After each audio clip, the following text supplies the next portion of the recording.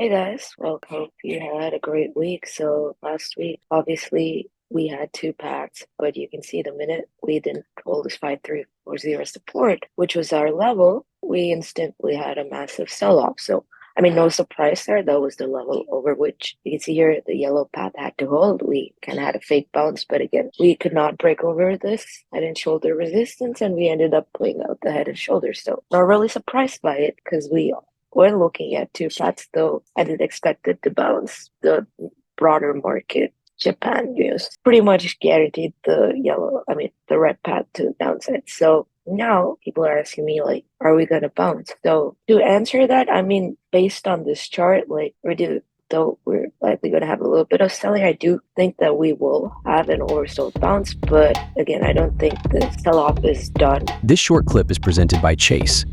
Fast track your learning curve and profit with our LaDuc Trading Slack community. It is ideal for beginners who love the chase. Chase provides access to not only Samantha's daily market thoughts and chase trades, but also her fabulous team of live stage mentors who share their actual trades and risk management stops across equities, options, and futures. You also get access to custom trade support when you need it. For more information, visit www.laductrading.com/chase.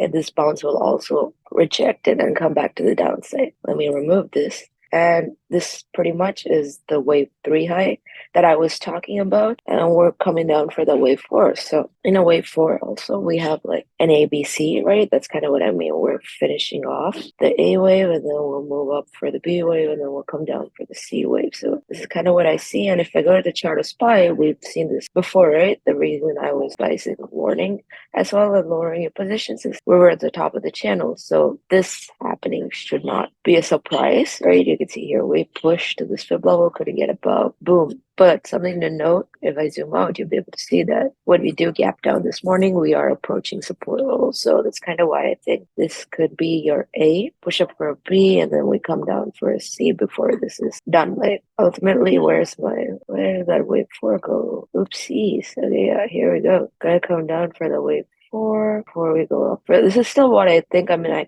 you can see here, this is pretty much the previous high. So if we do end up getting below 474, then I'd be I would probably not. Like this would be the top of this, and then we're likely going to we're going to have a very, very bearish rest of the year, but I don't think so yet. I think this is just a wave 4 pullback, and we're very likely going to have those oversold bounces at support levels. But yeah, we're just going to chop about for a bit, and then we're probably going to lift off. So for another wave 5, and then I see a bigger downfall. Like at the end of this, I see like a lot of bearish moves to the downside. Obviously, it's going to be a bearish couple of years. So yeah, this is still what I see bigger picture, except I thought we still had a little bit more in the wave 3, but the minute we broke 540, right, we're dumping. So yeah, this is still, let's look at QQQ. You can see that the support didn't hold for anything more than an oversold bounce. And the minute we broke it, we're selling off. So again, same for QQQ. I do think that it's going to be your A, your B, and then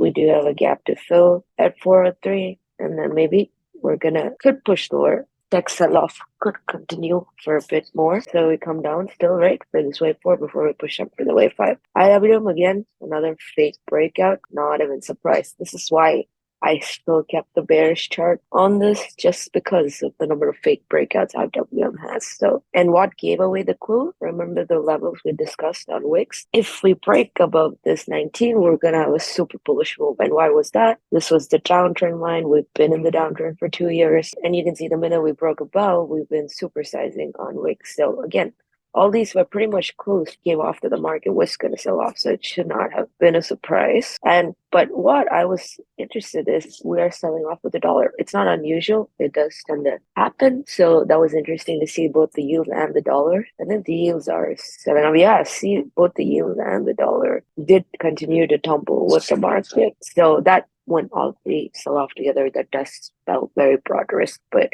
we'll get to that when we reach there. Yeah, I still think we're in a wave for ABC. So I do think when we do hit support, we will have that oversold bounce, but the sell-off is not done. then the bounce gets rejected. So for now, I'm sticking with this. As we progress along, I will make updates. So with that being said, the first stock for this week's watch list is Meta again. It is lagging the broader sell-off. It has a massive gap to fill, and you can see here we pretty much rejected this despite 20 again. We're unable to get above. So I do think when we break 480, we're very likely at least going to come down to 455, but eventually I do think that we will fill this gap at 384. So Meta, as long as we stay below like 490, 500, it should be a continued short into that gap fill. The next one I have is PG. Again, this is doing pretty well despite the market circumstances. It had good earnings, and you can see here the chart looks nice. Like as long as it is maintaining this uptrend right here in the market. So I mean, obviously this is right here. So just have a short chase above 170. We can push up to 171, 172. Obviously, it's a little hard to kind of give you all calls to take before I see levels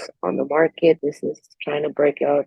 If you do some good levels on Procter and Gamble, you'll be able to see that right now 169 is the level to stay above, and the next flip is almost at 180. So that'll be interesting to see if we continue pushing on PG.